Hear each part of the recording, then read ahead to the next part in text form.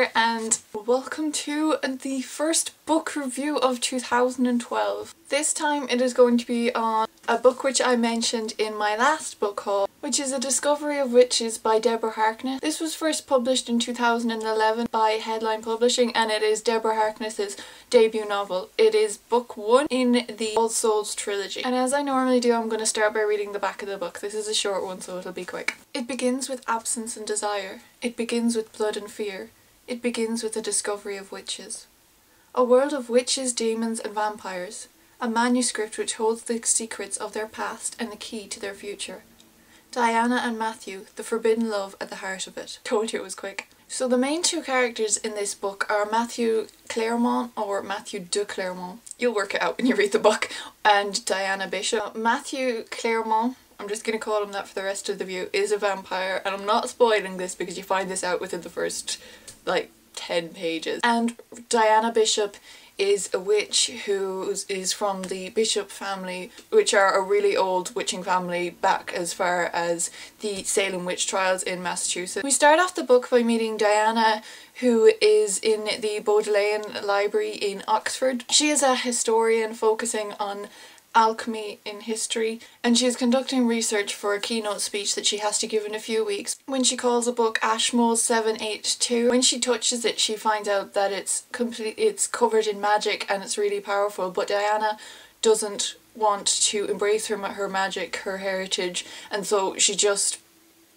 takes a few notes and sends it back to the stacks in the Bodleian Library. After this, Matthew appears in the library, but not only Matthew, a lot more demons and witches and vampires start following her, which obviously she finds quite strange. One of the things I need to explain is that demons, witches and vampires are well known amongst their own community. They live with humans, but they're not really allowed to socialise with each other because for fear of drawing the attention of humans. So it's quite strange when lots of demons and vampires and witches start appearing in the library. But what is stranger is that Matthew keeps following her, she keeps meeting her at different locations and pursuing her, and the book really focuses on their relationship and Diana's relationship to Ashmole 782 and they can't work out why.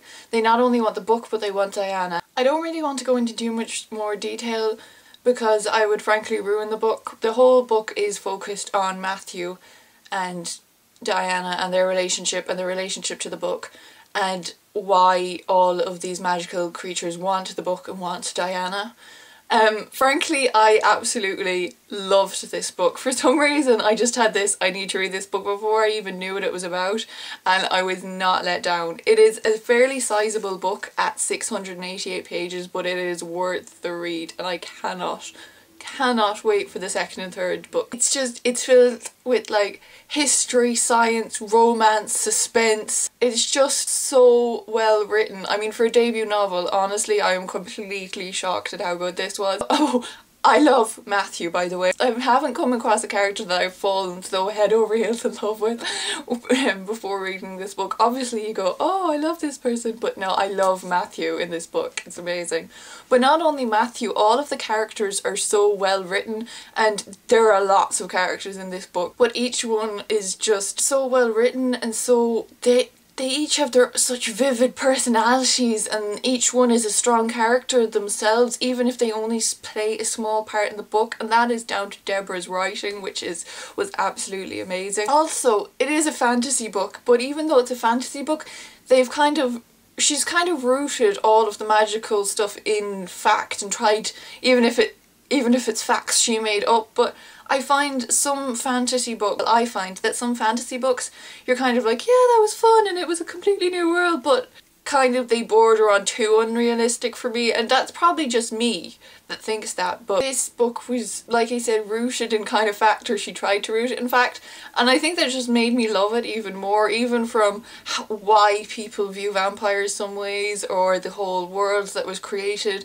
And not only that, the story was really well written, the characters were really well written, but the places that they go to in the book, like Oxford and upstate New York and France, I mean, they were almost characters in the book, because Deborah Harkness really made you feel like you were in those places. By the way, she has made me love Oxford even more than I did before, so you know, that is a testament in itself. Honestly, I'm going to give this book a 5 out of 5 because I absolutely devoured this book. It was, I couldn't put it down, and I haven't had a book like that in quite some time, apart from The Night Circus, which I loved as well.